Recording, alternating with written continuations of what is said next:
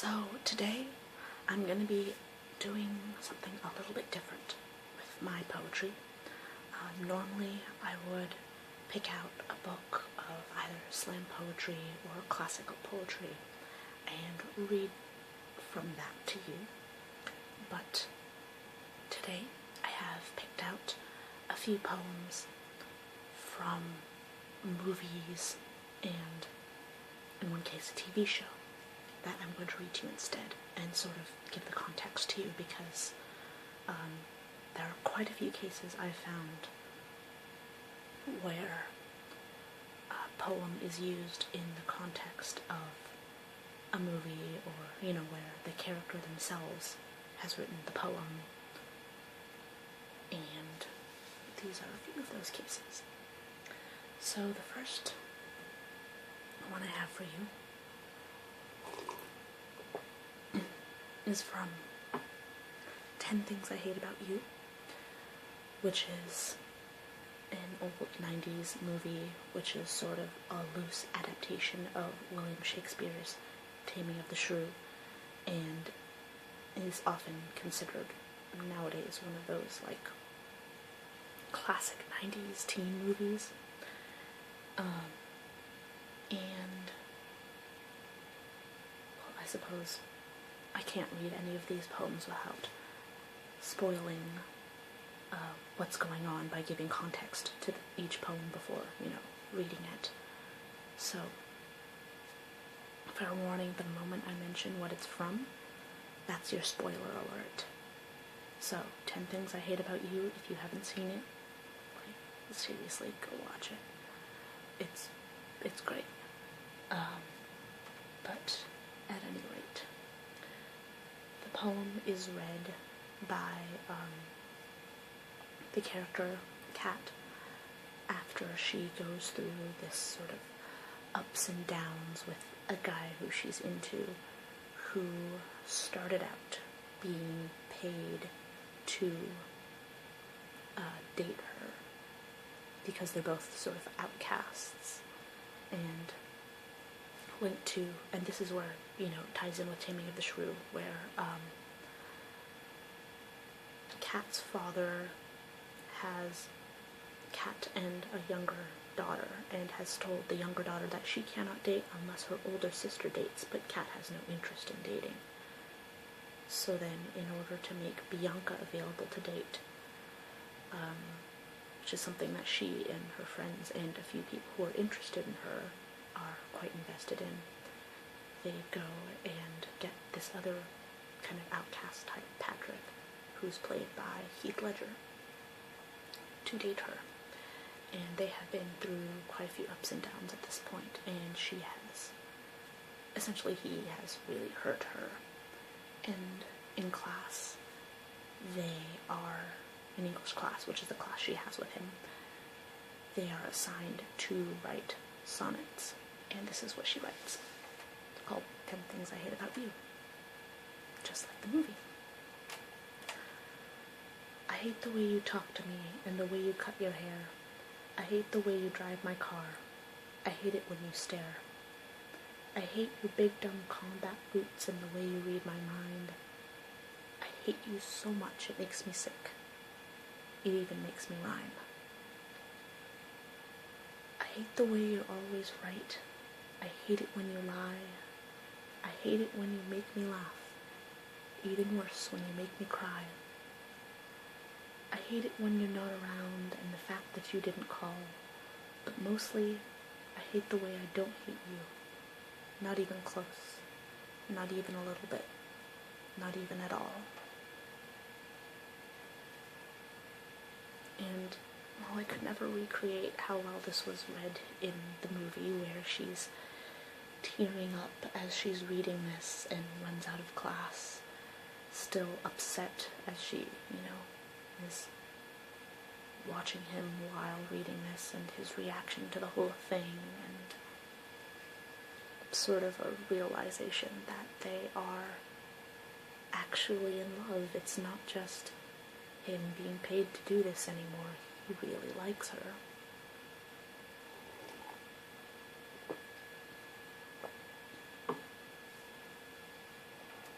And also this, I know I've read from Pride and Prejudice in the past, and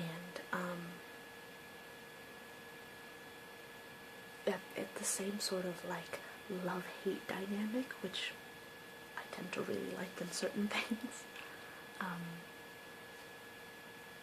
So this is something I really liked when I watched this movie when I was, I want to say, in high school.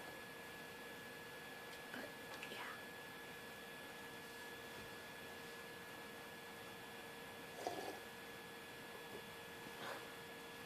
Alright, so the second poem I have to read for you today is I guess a sort of parody. I wouldn't really call it a parody, I guess, but it's written in the same sort of style and I guess made to mimic the poem Trees by Sergeant Joyce Kilmer, which I have actually read in one of my very early videos.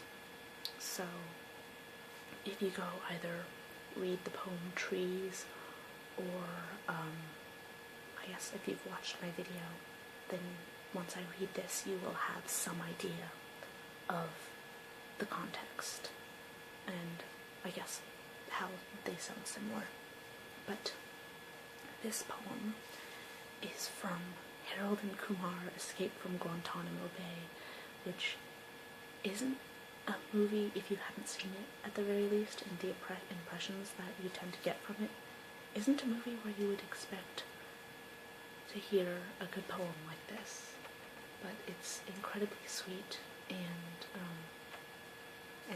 geeky, and I love geeky, cute things. And this poem, I actually wasn't able to find out if this poem was written for the movie or if it was just used in the movie and they sort of pretended that the character had written it.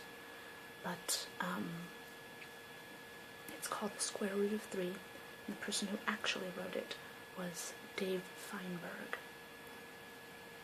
And it was in the movie where it sort of was brought up a couple of times. So the character Kumar meets this girl who he has long considered to be the love of his life in college when he helps her with an assignment, and they're sort of, I don't remember the details, but basically he's supposed to write a poem and he's written one for the class, but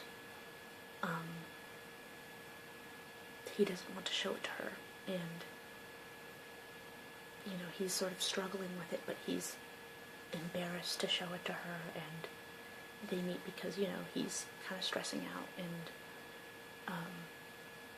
he's sort of shown to be this very, you know, very academic type. And so I think at first he helps her with some math homework, and then she wants to help him back with the poem, but he refuses to show it to her because he's embarrassed, and he sees it as embarrassing. And she, you know, helps him loosen up and sort of turns him into the Kumar that he is in the series. That sort of lovable oaf stoner type. But fast forward to, you know, when they escape from Guantanamo Bay, they find out that she is getting married to a guy who her father wants her to marry. And this guy wants her to be, you know, very, I guess, straight-laced is the way to put it. Wants to change her as a person, whereas she's sort of very, you know, artsy, free-spirited, I guess is how you would say it. And, so then they go to crash this wedding, and it's kind of the typical, you know, I love you, I will love you the way you are, I will accept you the way you are, so you should come away with me. And she's super embarrassed, and he says, well, why don't I do something to embarrass myself so that you feel better? And then she says, there's nothing you can do that would be this embarrassing. And so he reads this poem, this same poem that he has refused to show her since college. So, I fear that I will always be a lonely number like Route 3, The 3 is all that's good and right. Why must my 3 keep out of sight beneath the vicious square root sign? I wish instead I were a 9, for 9 could thwart this evil trick with just some quick arithmetic. I know I'll never see the sun as 1.7321. Such is my reality, a sad irrationality, when hark, what is this I see? Another square root of a 3. As quietly co-waltzing by, together now we multiply, to form a number we prefer, rejoicing as an integer. We break free from our mortal bonds, with the wave of magic wands. Our square root sign becomes unglued. Your love for me has been renewed. So, this is, you can see that, like, the beginning, I fear that I will always be a lonely number like root 3, which is the tree's poem starts with, I think that I shall never see a poem lovely as a tree. So, there are slight similarities. And then the rest sort of, it is different from, like, at first it sounds very similar, but towards the end, less so. And it's very sweet. It's not something I would have expected out of a movie like that, but it's a very sweet poem, and I have a soft spot for, yes, mathematical, scientific, intellectual love poems. I do have my own mathy love poem, which it's in my little green notebook, which it will come out at some point. But yes, and next I have, more so than a single poem, this is a series of poems from the TV show Avatar: The Last Airbender. There is an episode in Tales of Ba Sing Se where it sort of shows snippets with each of the characters, and you don't, I guess, really need to know much about the series, and this isn't super spoilery because it's not within the context of the larger plot, but basically, as each of the characters are exploring around Ba Sing Se,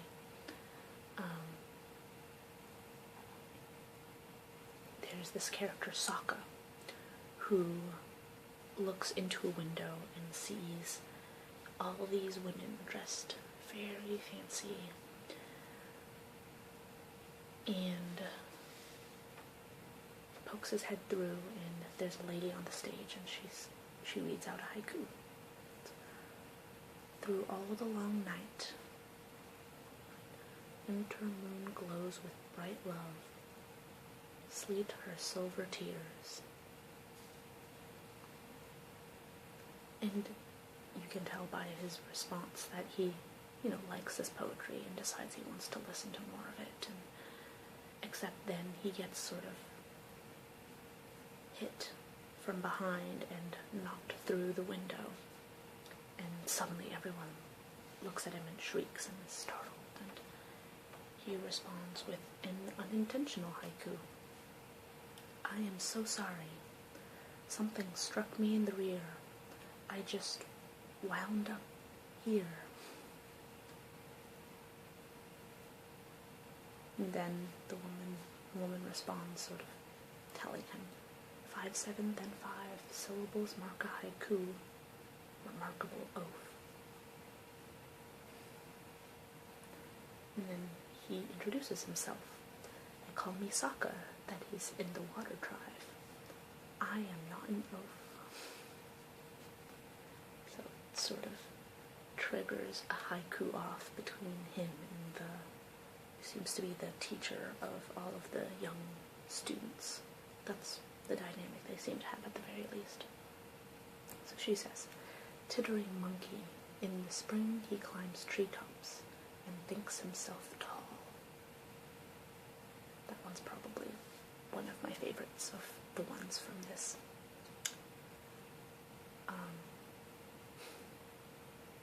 transcript. He responds, you You think you're so smart with your fancy little words. This is not so hard. And the lady replies, whole seasons are spent mastering the form, the style. None calls it easy.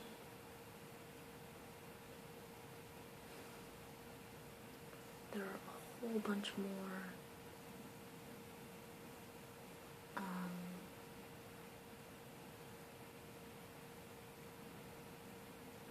let me see. So like she says, there's nuts and there's fruits. And she takes a plum out of her coat and drops it. In fall, the clean plum drops, always to be squashed. She squashes it. And then he responds, squish, squash, sling that slang. I'm always right back at ya like my boomerang. Which, for those who watch the show, would know his boomerang is kind of his weapon. And then he kind of gets a little too big-headed and says a haiku with one too many syllables and then gets kicked out. But at the very least, it was fun while it lasted. And that's kind of the whole little, I guess, the tale of Saga. Each character has their own tale in the series, and from what I know, these characters don't really appear again, and, you know, it's just kind of a thing where there are snippets from each character instead of anything that's super linked to an overarching plot, like kind of like them having their day off and exploring the city and stuff. So it's nice. It's a good episode. There are a lot of little kind of filler episodes like that in Avatar that the fans really like, and I really like the original series. I know nowadays a lot of people are watching Korra, but it's not quite the same for me. And, you know, for those of you who haven't watched Avatar, if you are interested in, I guess, mostly East Asian cultures,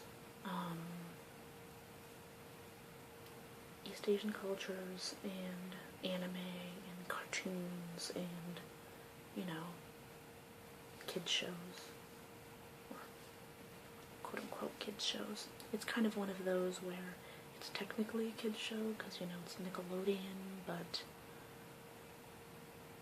it's really, you can enjoy it at any age and get different things out of it.